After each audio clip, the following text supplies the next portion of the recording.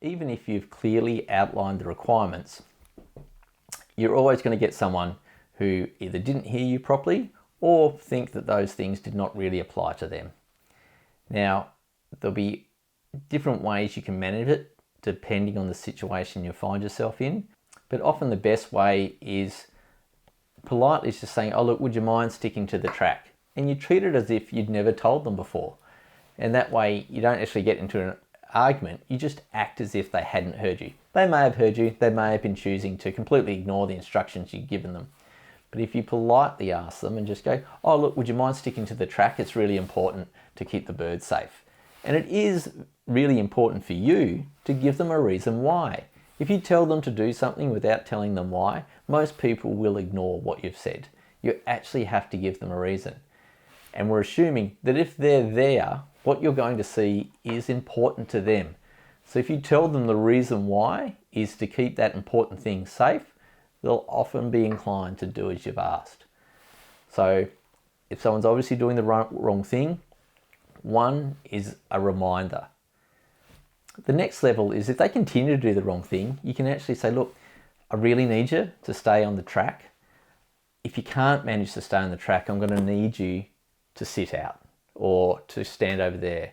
So you actually give them a consequence that if they can't do as they're told, the consequence is you're actually not going to be allowed to let them come and do the activity or see the object or be involved with the rest of the group. You're going to have to introduce a consequence to their behavior, and then that might be enough to bring them in. So first of all, a reminder. Second of all, introduce a consequence.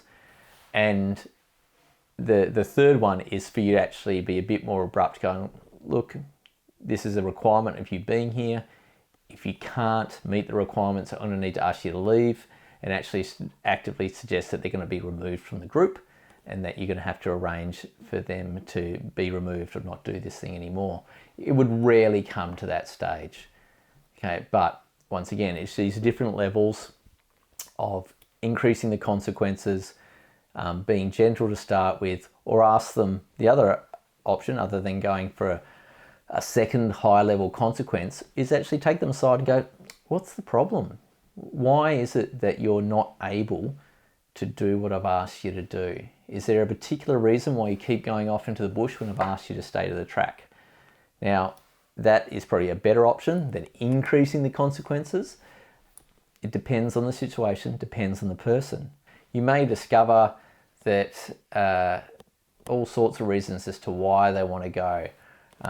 And then you've got at least an opportunity to talk about that and let them know that they really can't.